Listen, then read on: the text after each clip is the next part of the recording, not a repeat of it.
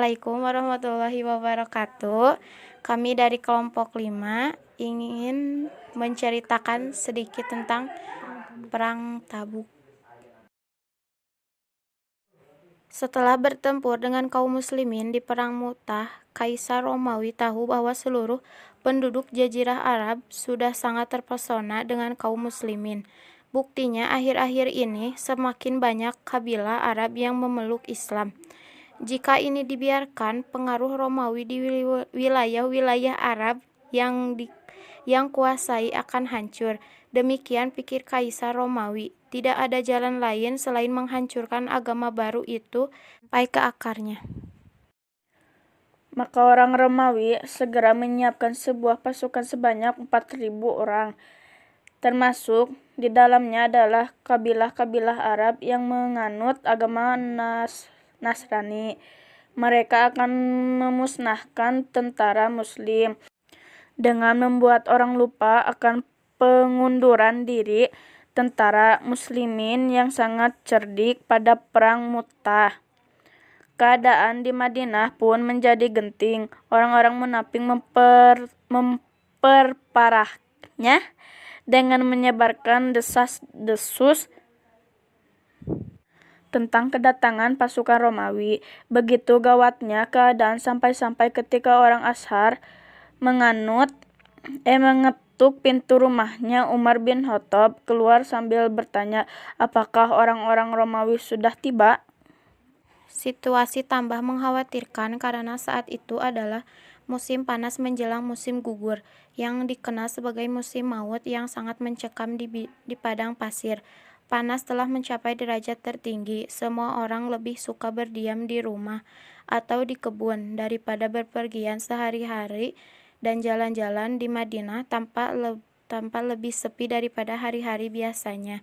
Namun tidak ada jalan lain bagi Rasulullah SAW. Selain mengumumkan keberangkatan perang, beliau memberitahu kabilah-kabilah yang telah memeluk Islam agar bersiap dengan pasukan sebesar mungkin. Keputusan Rasulullah SAW ini sangat cermat dan bijaksana, sebab jika beliau menunggu musim panas berlalu, orang Romawi akan masuk lebih jauh ke dalam wilayah Islam. Ketika mendengar adanya bahaya, Rasulullah SAW selalu berusaha untuk menyerang lebih dahulu. Menyerang punya beberapa kelebihan, yaitu leluasa menentukan sasaran, dapat menarik mundur pasukan jika situasi tidak menguntungkan. Prajurit menyerang biasanya lebih siap dan lebih bersemangat dibandingkan dengan prajurit yang bertahan. Abu Bakar adalah orang yang pertama menyerahkan sedekahnya ke tangan Rasulullah SAW. Abu Bakar menyerahkan seluruh harta yang dimilikinya sejumlah 4.000 dirham. Wahai Abu Bakar, apakah yang engkau tinggalkan untuk keluargamu? Aku tinggalkan bagi mereka Allah dan Rasul-Nya. Umar bin Khattab yang melihat hal itu dan hendak menyerahkan separuh hartanya berkata, aku tidak akan bisa mengalahkan Abu Bakar dalam perlombaan kebaikan itu selama-lamanya. Orang-orang berdatangan menyerahkan apa saja yang mereka miliki, banyak atau sedikit.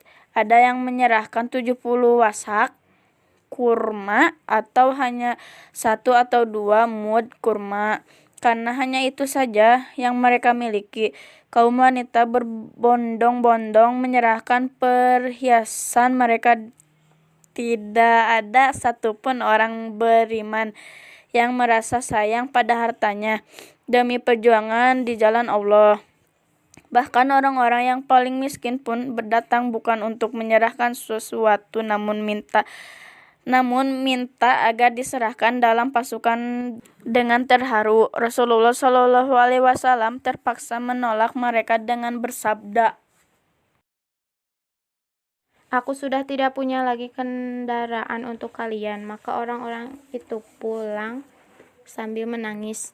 Jadi nyatalah bahwa harta benda itu perlu sangat orang Islam harus berupaya menjadi kaya raya, karena dengan kekayaan itulah dia akan mempertinggi kemuliaan budi, budaya, dan agamanya. Namun harta benda itu adalah alat, bukan tujuan.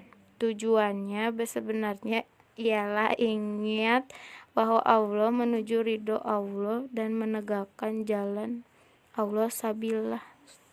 Ketika pasukan berangkat, kaum wanita dan anak-anak melepas mereka dengan penuh semangat. Bahkan banyak yang naik ke loteng agar dapat melihat dengan lebih leluasa. Debu halus mengepul ke udara disertai ringkikan kuda. Inilah pasukan dahsyat yang siap menembus padang pasir dengan tidak ada memperdulikan udara panas, rasa haus, dan lapar.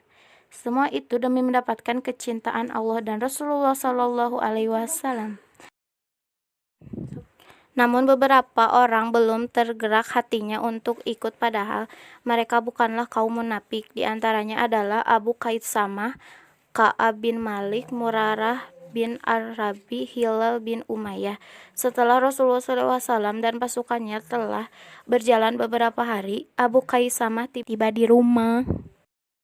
Abu Qaissamah berbaring di atas alas empuk yang telah disediakan istri-istrinya. Tenda sudah terbuka membuat angin mengalur masuk segar. Apalagi tidak lama kemudian istrinya itu masuk sambil membawa apa yang dia inginkan. Yang satu kendi sejuk yang telah ditaruh lama di tempat teduh. Yang lain adalah makanan segar untuk memuaskan perut yang lapar. Namun begitu merasakan semua kenikmatan ini, pikiran Abu Qaissamah melayang kepada Rasulullah SAW dan pasukannya.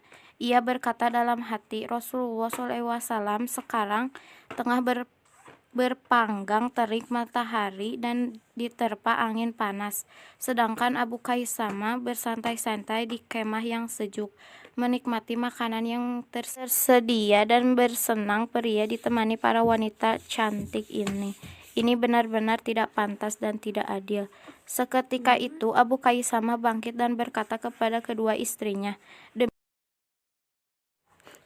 Demi Allah, aku tidak akan masuk ke tenda kalian sebelum aku menyusul Rasulullah SAW. Tolong siapkan perbekalanku.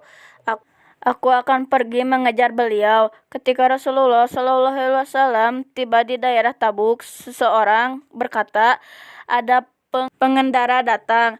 Ia adalah Abu Qaissamah. Sabda Rasulullah SAW. Abu Qaissamah menemui Rasulullah SAW. Beliau memaafkan dan mendoakan Abu Qaissamah. Untuk menghindari bahaya yang sangat besar, seseorang harus menghindari kenikmatan yang sebentar saja. Itulah gunanya ipah, dan untuk mencapai kepuasan besar serta abadi, seseorang perlu tangguh, tahan menyeberangi kesakitan dan penderitaan yang sebentar. Itulah gunanya syajah atau keberanian. Abu Qaissamah adalah contoh orang yang memiliki dua hal ini. Ipah dan syajah tidak bisa dipisahkan seperti dua sayap burung. Sekian dari kami. Wassalamualaikum warahmatullahi wabarakatuh.